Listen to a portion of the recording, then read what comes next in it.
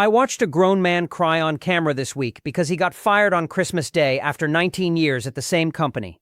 He cooked an entire restaurant by himself because nobody else would come in. No holiday pay, no bonus, and when it was over they let him go.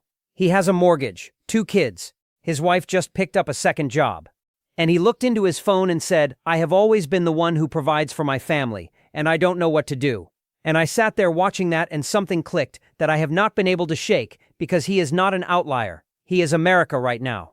I watched a woman hold up a mortgage statement on camera, hands shaking, and say her payment jumped $670 in 1 month because her insurance doubled and nobody told her.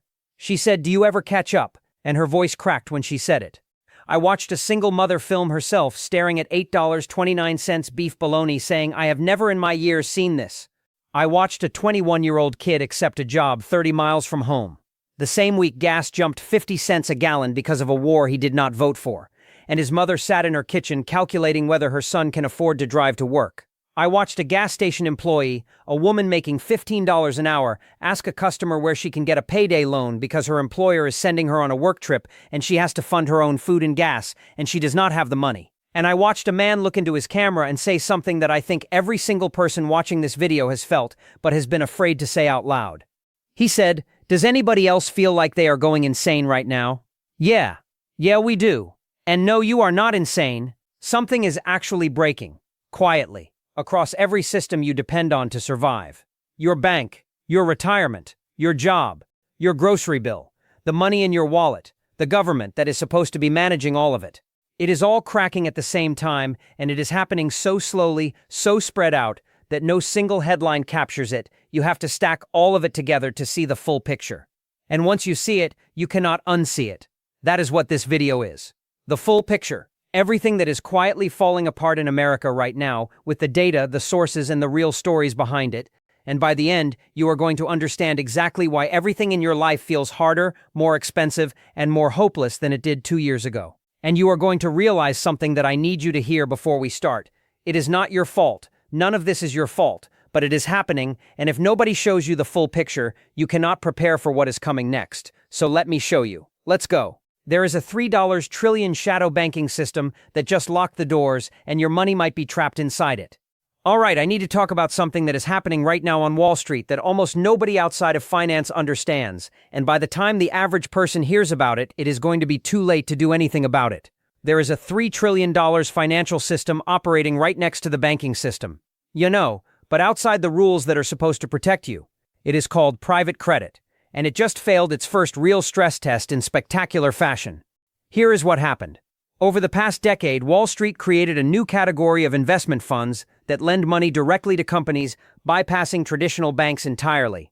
They marketed these funds to everyday investors and retirees as safe, high-yield alternatives to bonds, promising steady returns of 8 to 10% with quarterly liquidity, meaning you could pull your money out every 3 months. Sounds great, right? The problem is that the money you put in was lent out to companies on 5-year terms. So your money is locked into long-term loans, but you were promised you could take it back in 90 days. That mismatch worked fine as long as more money was flowing in than flowing out. New investor dollars covered old investor redemptions, and nobody noticed the gap.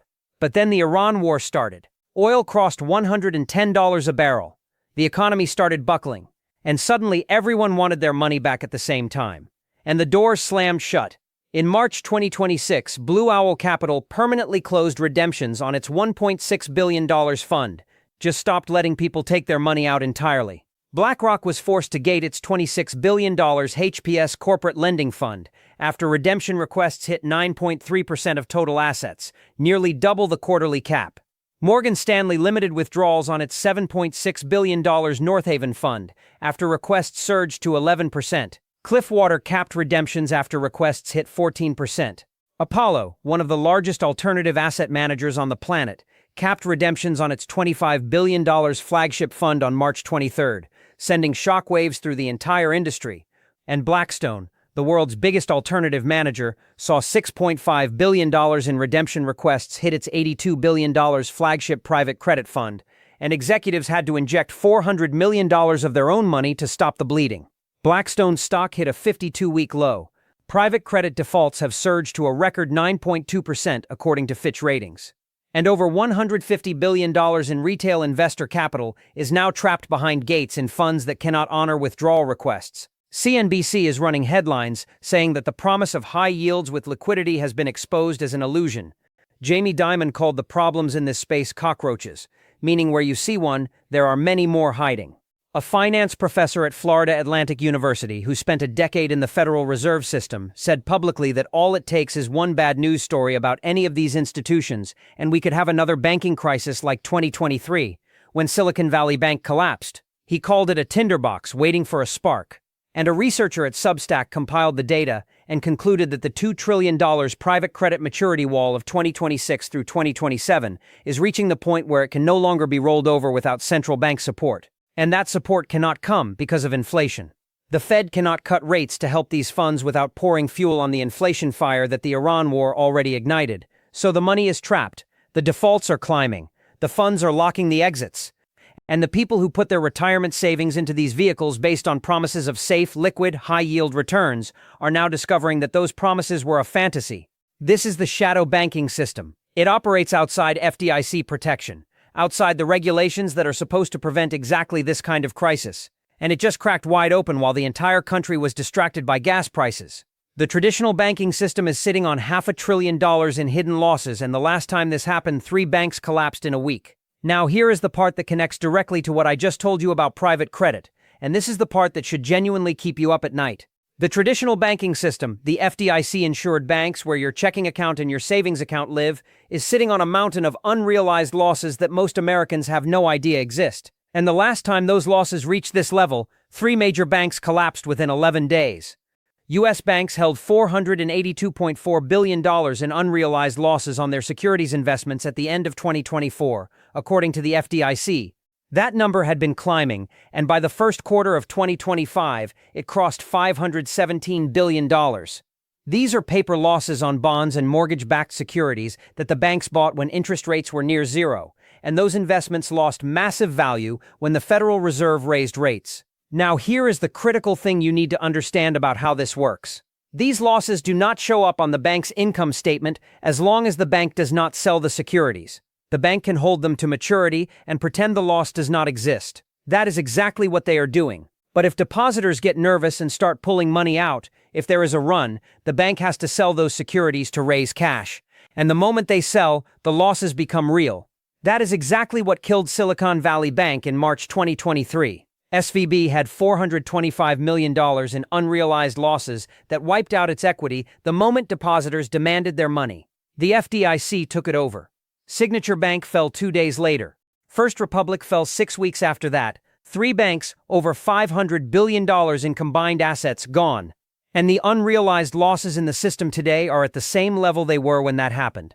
Fortune magazine ran a piece with a finance professor who spent a decade in the Federal Reserve System, and he said the banking system is sitting on a tinderbox. He said if the Iran war pushes interest rates higher, which it is doing right now because the 10-year Treasury yield is climbing and oil is pushing inflation expectations upward, those unrealized losses could balloon to $600 billion to $700 billion. The FDIC's 2026 risk review specifically flagged unrealized securities losses, commercial real estate exposure, and funding challenges as the top risks facing the banking system right now. And the commercial real estate piece is its own disaster. There is a $2 trillion wall of commercial real estate debt maturing over the next 3 years. Office vacancy rates in major cities are at record highs because remote work permanently changed how companies use space. In Manhattan alone, the delinquency rate for loans on office buildings jumped over 1,000% from January 2023 to January 2024. Community and regional banks, the ones in your town that hold your mortgage and your small business loan, are 5 times more exposed to commercial real estate than the big banks. CRE holdings make up 44% of regional bank balance sheets compared to 13% for the largest institutions. 2 banks have already failed in 2026. Community Bank and Trust in West Georgia was taken over by the FDIC in March. Metropolitan Capital Bank in Illinois was shut down in January, and 722 banks reported unrealized losses exceeding 50% of their capital. The Fed has been quietly injecting billions through overnight repos, the 4th largest liquidity intervention since COVID. And here is the thing that ties this back to you personally. If you have more than $250,000 in any single bank account, The FDIC only insures the first $250,000. Anything above that is uninsured. And during the SVB collapse, the FDIC found that a significant portion of deposits exceeded insurance limits. Those depositors had to wait and pray that they would eventually get their money back. 2 bank failures, 722 institutions reporting losses above half their capital, $517 billion in unrealized losses, a $2 trillion commercial real estate debt wall, overnight repo injections at crisis-level volumes, and an oil shock that is pushing interest rates higher, which makes every single one of these problems worse. That is the state of the American banking system right now, and almost nobody is talking about it because the FDIC keeps saying the system is sound. They said the same thing in February 2023, 1 month before Silicon Valley Bank went under. The Federal Reserve just admitted it has no way out, and the last time the economy was in this exact position, it took 20% interest rates and a 2-year recession to fix it. Inflation hit 3.3% in March. Gas prices jumped 21% in a single month. Real wages just turned negative. And the Federal Reserve cannot do a single thing about any of it. That is not my opinion. That is the math. The Fed held rates steady at 3.5 to 3.75% on March 18th because they are trapped between 2 disasters and every tool they have makes one of them worse. If they cut rates to help the economy, they pour gasoline on an inflation fire that the Iran war already ignited. Oil is above $110 a barrel. Diesel is above $5. Every single product that moves by truck, train, or plane is getting more expensive every day. Cutting rates into that environment would send a signal to markets that the Fed has given up on controlling prices, and inflation expectations would unanchor overnight. If they raise rates to fight inflation, they crush an economy that is already weakening. The February jobs report missed expectations by over 60,000. The economy lost 92,000 jobs when economists expected a gain of 55,000. Unemployment ticked up to 4.4%. Q4 GDP growth was revised down from 1.4% to 0.7%, and that was during the holiday spending quarter, which is usually the strongest of the year. Moody's Analytics has raised the probability of a recession in 2026 above 50%, and recession prediction markets have moved from 20% to 42% probability since January. Economists have a word for this exact situation, and it is the most feared word in macroeconomics: stagflation. Rising inflation and stalling economic growth happening at the same time. And every major bank and research institution on the planet is now using some version of that word to describe 2026. Deutsche Bank, Oxford Economics, Morgan Stanley, JP Morgan. They are all publishing research with stagflation in the title. A Kellogg School economist at Northwestern said something that stopped me cold. He said that before the Iran war, the economic data was already pointing toward recession, so we might have been heading into one even without the oil shock, and the war is propelling us further. He compared this directly to the 1970s and said today's environment is more like the 1970s than 4 years ago. And here is why the 1970s comparison should terrify you. The 1973 OPEC oil embargo triggered a supply shock nearly identical to what the Hormuz closure is doing right now. Inflation hit 12%. GDP contracted. Unemployment spiked. And it took Federal Reserve Chairman Paul Volcker hiking interest rates to 20% in 1980 to finally break the cycle. 20%. That cure caused one of the deepest recessions in modern American history. The Misery Index, which adds unemployment and inflation together, hit nearly 22 in 1980. Stanford's Institute for Economic Policy Research just published an analysis saying the stagflation risk is real and that the Fed's job in 2026 has become more complicated than at any point since the pandemic. Powell's own term expires in May 2026, adding leadership uncertainty on top of policy uncertainty. And here is the detail from the reference material that should reshape how you think about the next 12 months. The International Energy Agency called this the greatest global energy security challenge in history. Not a moderate disruption. The greatest in history. Every major oil price shock in the last half-century has been followed by some form of recession. 1973, 1979, 2008. The pattern is so reliable that some economists consider oil shocks one of the few dependable triggers for stagflationary conditions. And the current disruption with oil production across the Gulf states dropping by at least 10 million barrels per day is the largest supply disruption in the history of the global oil market. The Fed is not just stuck. The Fed is watching the same playbook that destroyed the economy in the 1970s unfold in real time, and admitting that they do not have the tools to stop it without making something else worse.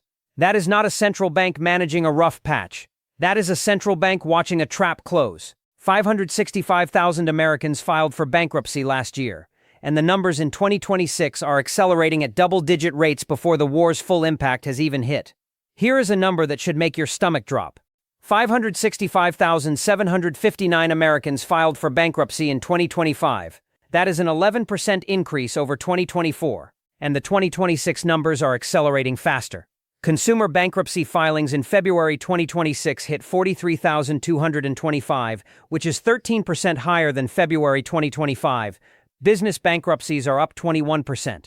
Chapter 11 filings, which are the large corporate restructurings that signal serious systemic stress, surged 60% compared to February of last year. And small business bankruptcies under Chapter 5 are up 91%. 91%, that is not a trend line, that is a detonation. And here is the thing that makes this genuinely alarming. Those numbers are from before the Iran war's full economic impact has worked through the system. The February data captures filings that were in process weeks or months before diesel hit $5, before grocery prices spiked, before the fertilizer shock, before the airfare increases, before the rate cut expectations died. The bankruptcy wave you are seeing right now is the baseline. It is what was happening when things were supposedly getting better. And it is about to get hit by 5 simultaneous cost shocks that will push millions more households and businesses past their breaking point. 111 million Americans are carrying a credit card balance every single month, according to a Century Foundation and Protect Borrowers analysis.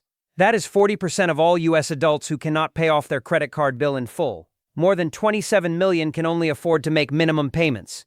And at an average interest rate of nearly 23%, those minimum payments are barely covering the interest, which means the principal balance is not going down. People are paying every month, and their debt is not shrinking. It is growing, and the next layer is even worse. A growing share of families are maxing out their credit cards, opening new accounts, and then turning to payday loans and buy now, pay later services. These are the most predatory, highest-cost financial products in the market, and they are being used by people who have exhausted every other option. One of the creators in the reference footage said something that I think perfectly captures what is happening. He said, "It is hard to stay within your means when they keep changing the means by which you are able to live." And he is right. 2 years ago, a family's budget might have worked. Today, the same income covers less because groceries are up 26% since 2019. Gas just spiked 30% in 3 weeks. Electricity is up, insurance is up, rent is up, and wages for lower-income households grew less than 1%. The budget did not fail. The math changed underneath it. And when the math changes and the income does not change with it, credit cards become the bridge. And when the credit cards max out, payday loans become the bridge. And when the payday loans become unserviceable, bankruptcy becomes the only exit. That is the pipeline. And 565,759 Americans went through it last year. The 2026 number will be higher. The only question is how much higher, and the answer depends entirely on how long the Iran war keeps energy prices elevated, how deep the fertilizer shock cuts into food prices this fall, and whether the Fed finds a way out of the trap it just admitted it is stuck in. Based on the current trajectory, based on the double-digit monthly increases already showing up in the data before the war's worst effects have landed, the 2026 bankruptcy total could easily cross 700,000 and potentially approach the levels we saw during the aftermath of the 2008 financial crisis. And the people filing those bankruptcies are not irresponsible spenders. They are people who got caught between a system that raised the cost of everything and an economy that refused to raise their wages to match. The system broke the math, and now it is breaking the people. 5 waves of price increases are heading toward your wallet right now, and most Americans will not see any of them coming until it is too late. Gas is $3.88. You know that number. You see it every time you drive past a gas station.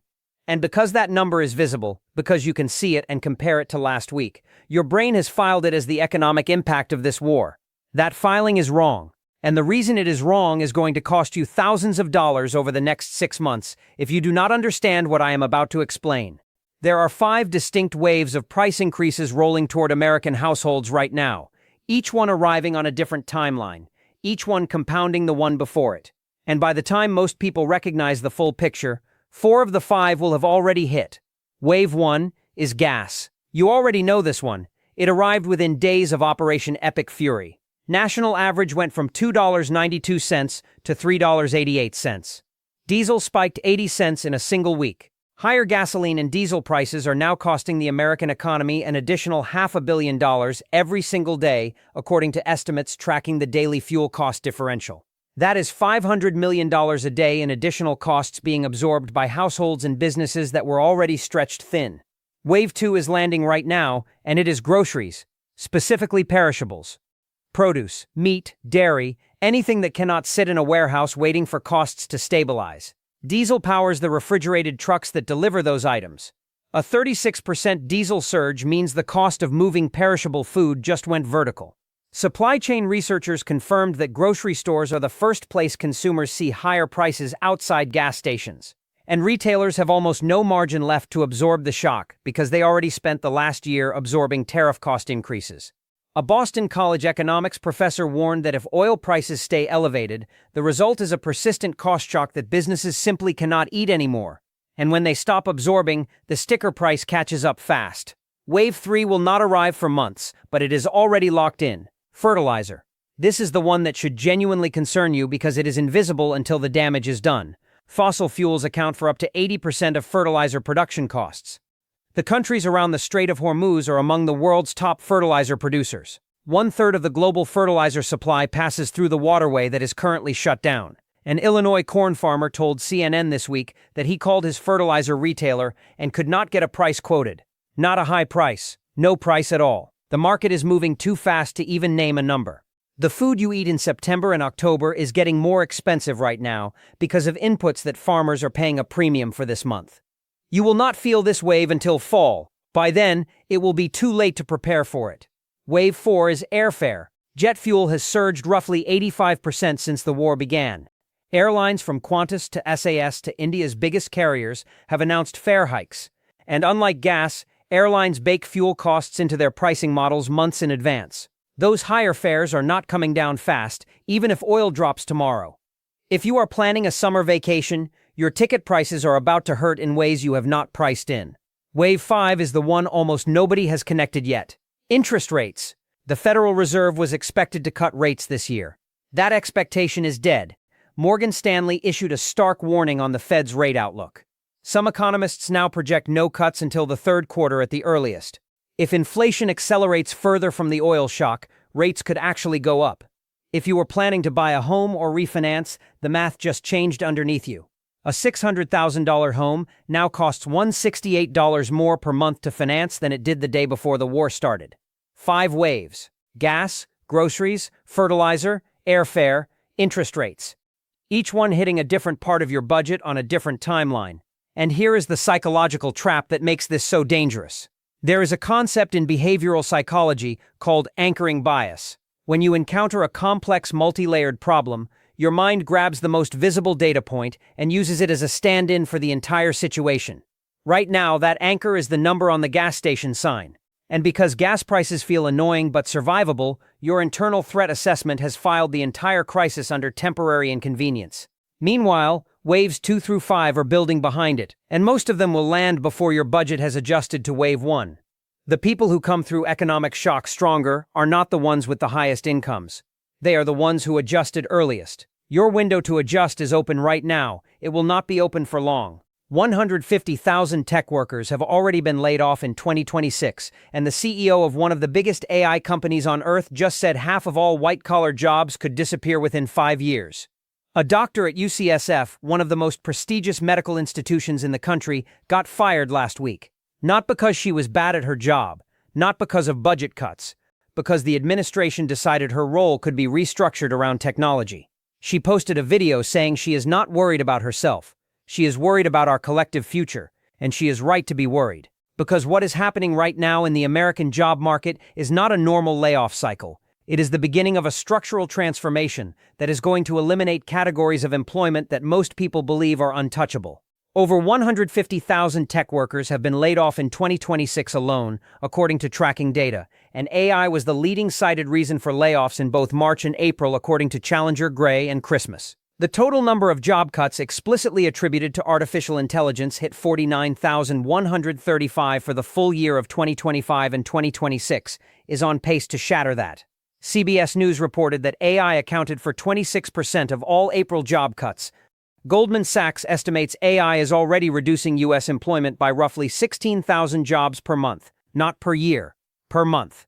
Tech sector unemployment has climbed to 5.8%, the highest since the dot-com bust of 2001. The median time to find a new job after a tech layoff has increased from 3.2 months in 2024 to 4.7 months in early 2026, and the people being displaced are not low-skill workers. They are software engineers, quality assurance managers, human resources professionals, content creators, marketing strategists, and now doctors.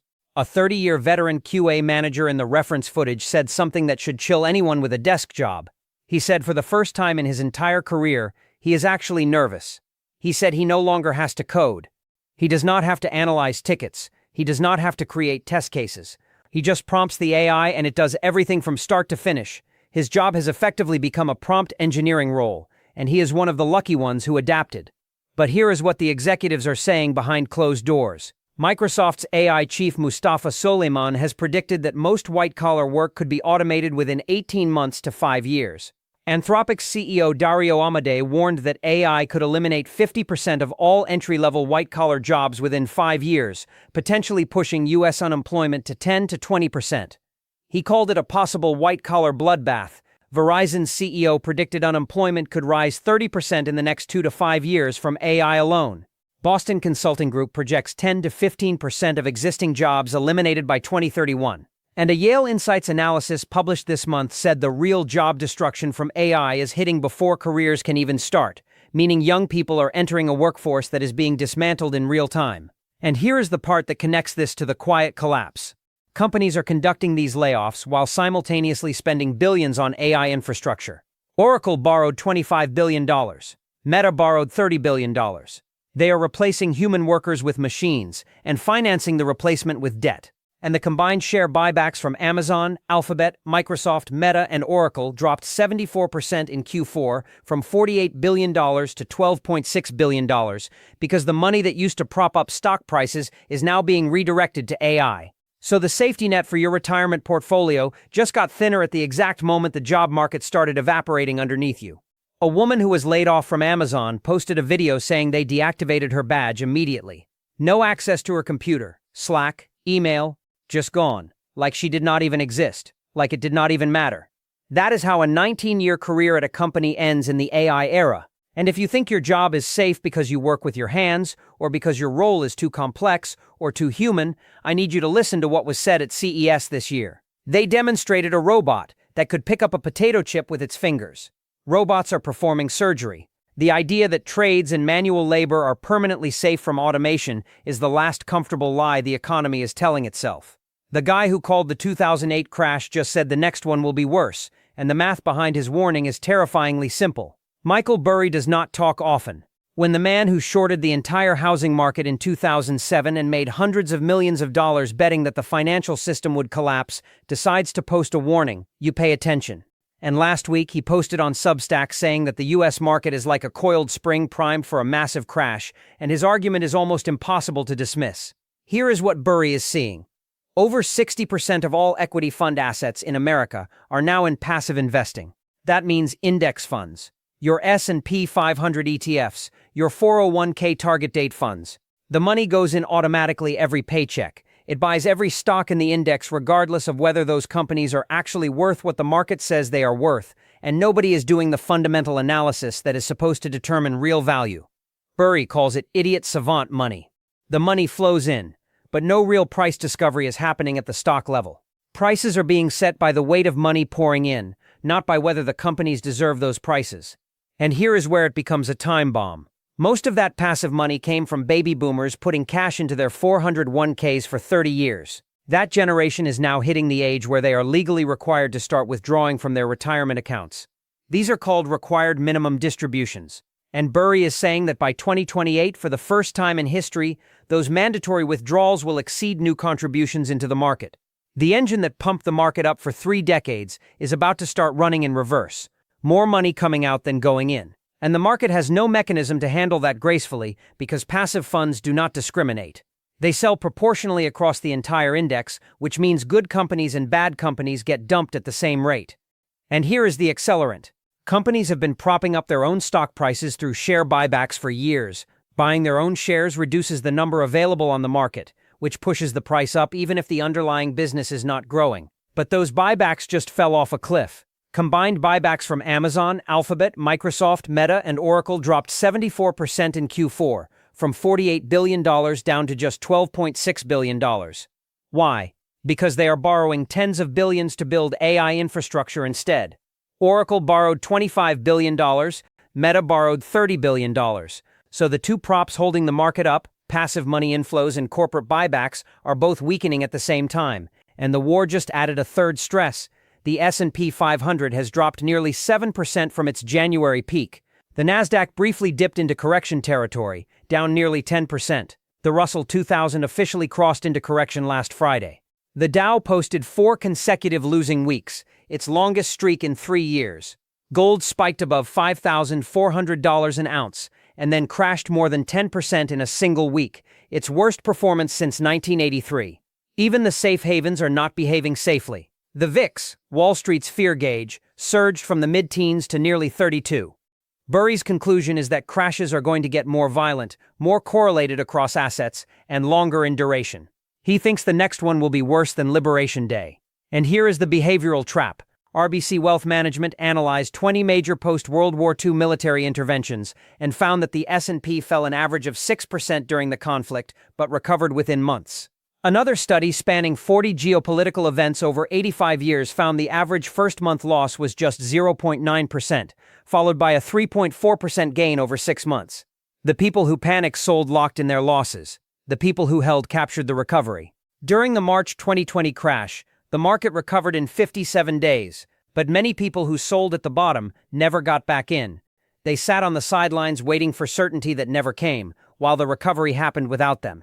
Miss just 10 of the best trading days over a 20-year period, and your returns get cut in half. The market's best days and worst days cluster right next to each other.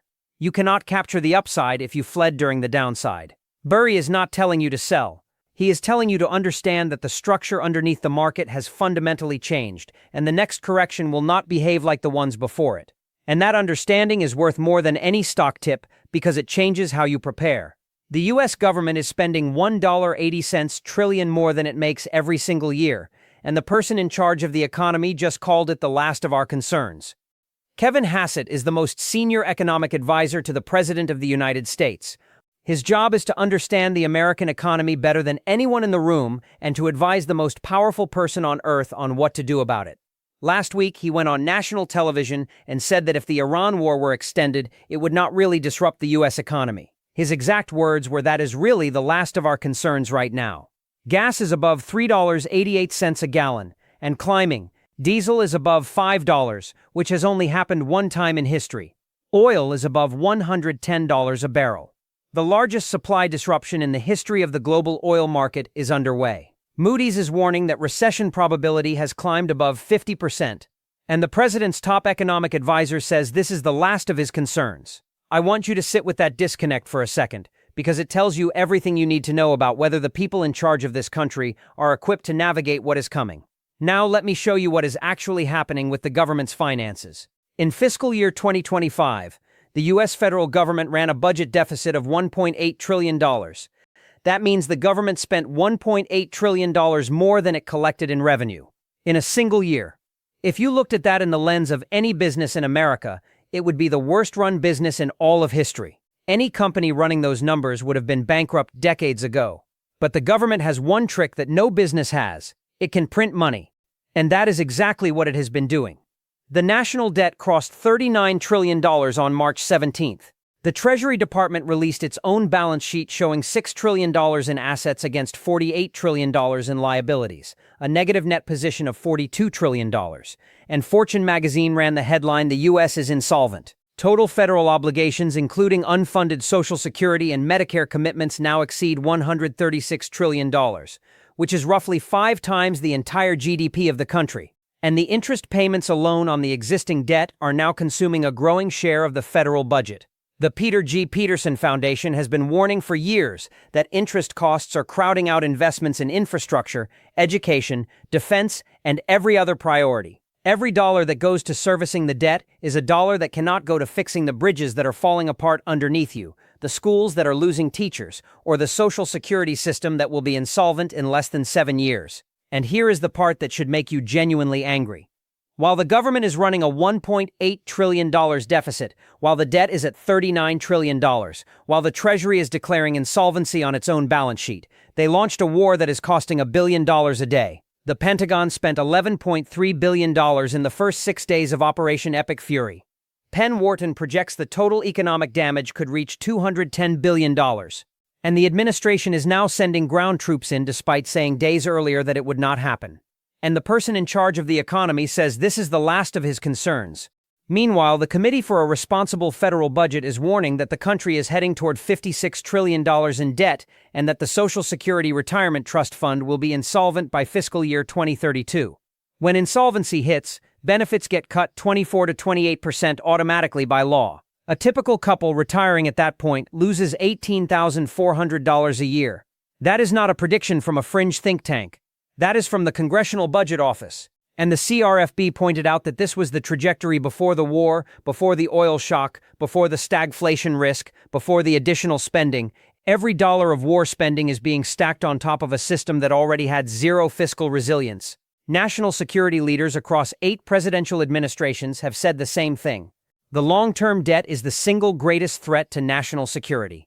Not Iran, not China. The debt. And yet the person whose job it is to worry about the economy looked at a $1.8 trillion deficit, a $39 trillion debt, a global oil shock, a looming recession, and a war that costs $1 billion a day, and said that is really the last of our concerns. If that does not terrify you, you are not paying attention, and if you are paying attention, then you understand why this country is quietly falling apart. It is not because the problems are invisible. It is because the people in charge are choosing not to see them. Americans have never been this pessimistic in 74 years of measurement, and the data says they are building the exact recession they are afraid of.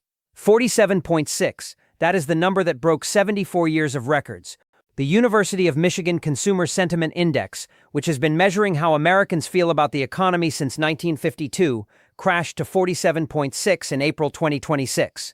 That is the lowest reading ever recorded, lower than June 2022, when inflation hit 9%. Lower than the 2008 financial crisis, lower than the dot-com crash, lower than the 1980 energy crisis, which previously held the all-time low at 51.7. Fortune magazine ran the headline, and I need you to hear it. Trump's economy officially passes Biden's for worst consumer sentiment in recorded history. 3 of the lowest consumer sentiment readings ever recorded have now occurred within the past 9 months. And the decline was not confined to one group. The director of the Michigan survey said that demographic groups across age, income, and political party all posted setbacks, reflecting the widespread nature of this month's fall. Every single component of the index declined. One-year business condition expectations crashed 20%. Assessments of personal finances fell 11%. Year-ahead inflation expectations spiked from 3.8% to 4.8% in a single month, the largest one-month jump since April 2025. 1/3 of consumers spontaneously mentioned gasoline prices. 30% mentioned tariffs. Buying conditions for durable goods and vehicles deteriorated further because people simply cannot afford big purchases anymore. Whirlpool reported a recession-level decline in appliance demand specifically because of cratering consumer confidence from the war. McDonald's CEO warned analysts that customer spending could take a hit as rising gas prices pressure pocketbooks. And here is the part of this that most finance channels will not explain to you because it is too complicated and too terrifying. Consumer sentiment is not just a measurement of how people feel. It is an input into the system that shapes what actually happens next. Behavioral economists call this reflexivity. When enough people expect a downturn, they start building one. They stop spending. They cancel vacations. They delay car purchases. They stop eating out. They freeze. And when millions of households freeze simultaneously, businesses see demand drop. When demand drops, businesses cut costs. When businesses cut costs, they lay people off. When people get laid off, sentiment drops further, and the cycle accelerates. A researcher at Success Magazine analyzed the March 2026 data and said this is not just a data point. These are inputs into a system that responds to them. George Soros formalized this dynamic decades ago in his theory of reflexivity. Markets do not simply reflect the future, they help shape it. And right now, American consumers are collectively shaping a recession by believing one is coming and acting accordingly. PNC Financial Services ran a data analysis showing that high prices have caused most of the decline in consumer sentiment between 2019 and 2026, and that sticker shock explains why their economic model stopped tracking sentiment accurately. CNBC reported this week that consumers are scarred by years of rapid price increases and worn out by a series of financial shocks.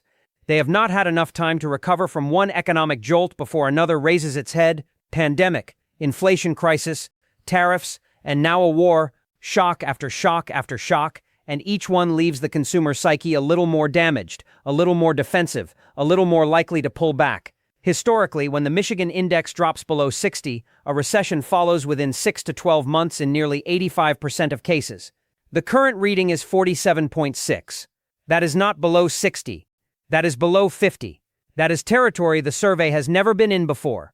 And economists are now describing the most likely scenario as a period of economic hibernation, where consumer spending remains at a subsistence level until the conflict resolves and energy prices fall. Subsistence. That is the word they are using to describe the spending patterns of the richest consumer economy in the history of the world. Americans are not just pessimistic.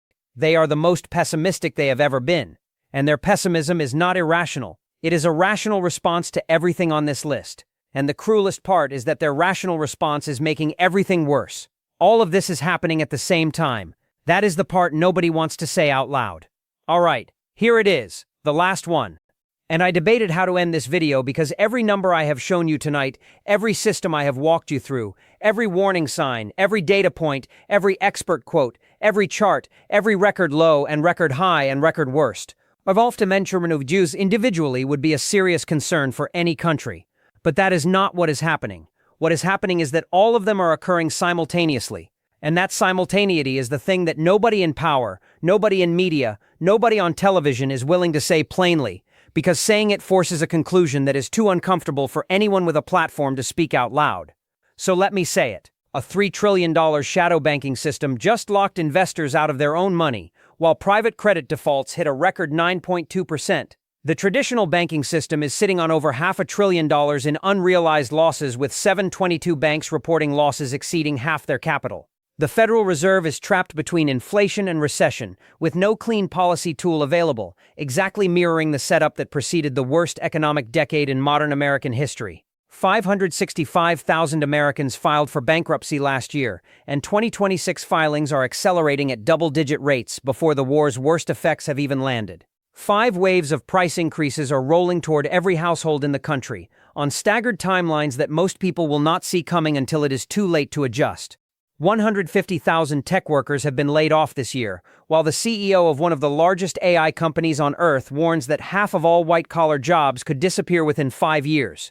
Michael Burry, the man who called the 2008 crash, says the structure underneath the market has changed so fundamentally that the next crash will be worse. The U.S. government is spending $1.8 trillion more than it makes every year. The national debt is at $39 trillion. Total obligations exceed $136 trillion.